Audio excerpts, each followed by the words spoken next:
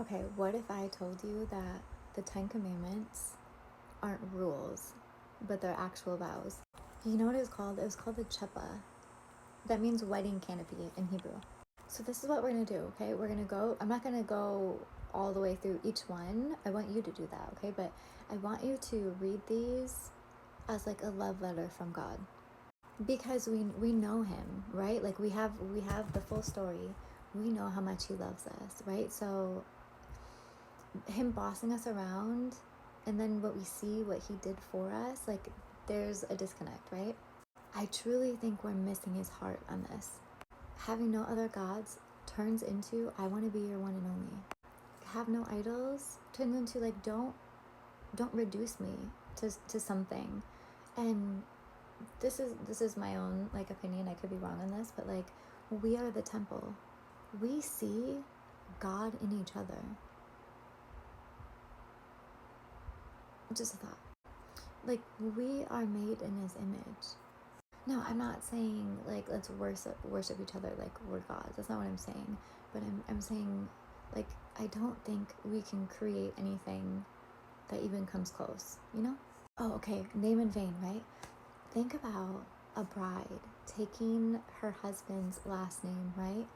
That's beautiful. But also think about like, you'll see the movies where like someone messes up whatever and it's like a royal family or something and then they're just like, oh my gosh, you like disgraced our family name.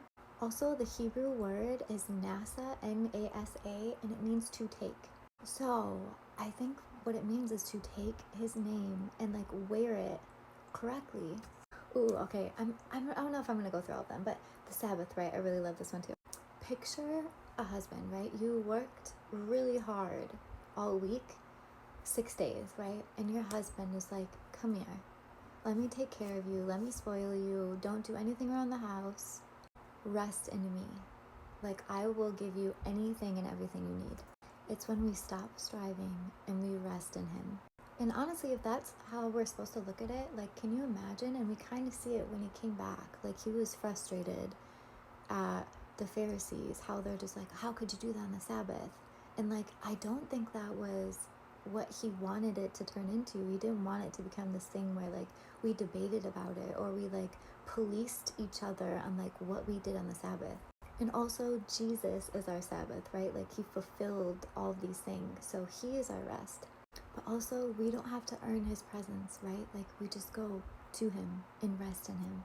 Honor your father and mother. Again, like, that's basically self explanatory, right? But it also has a promise, which is awesome. But I think we all know that isn't like, hey, you're tied to dysfunction, right? This is what I wrote down. Rise, not rebel. Heal, not harbor. Pick legacy over bitterness. So like, even if your parents did something, like, you can give them honor, but you don't have to like trash their name, or you know what I'm saying.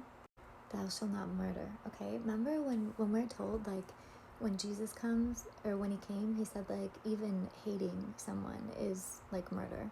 So I think it's deeper than that, right? Like, so first it's protecting God's image, right? But then it's also a parent can murder a child's spirit, right? With like constant shaming them. A spouse can kill a partner's joy. Gossip can kill someone's name. Religion can murder souls and like their wonder and love for Jesus with legalism. But basically, be a protector of God's life that he put into someone. Okay, adultery.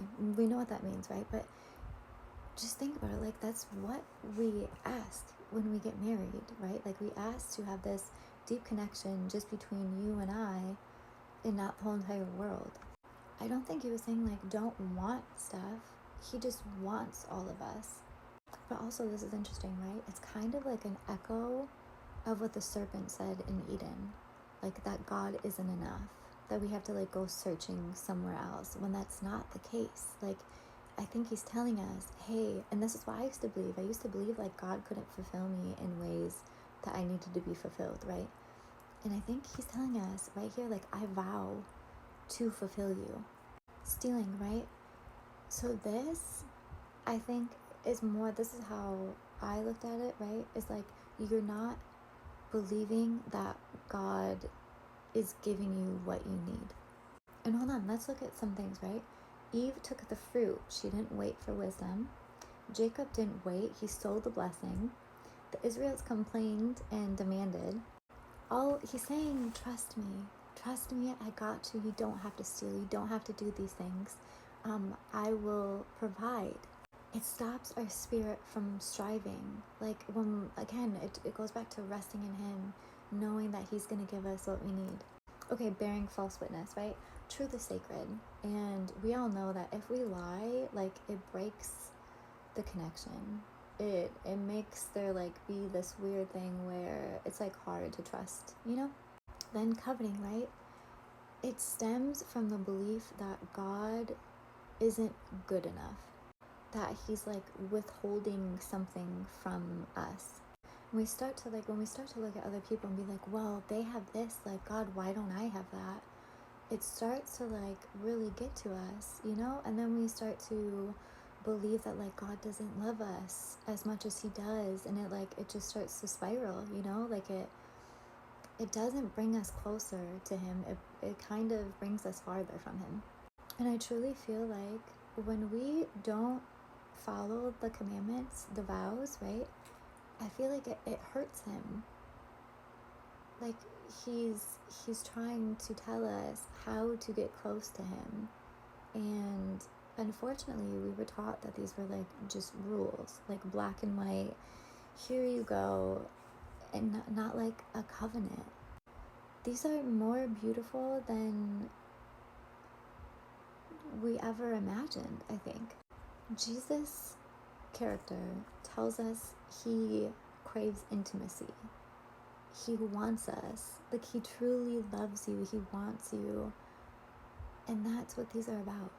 I don't know. Go read Exodus 19 and 20, but read it with these thoughts, you know?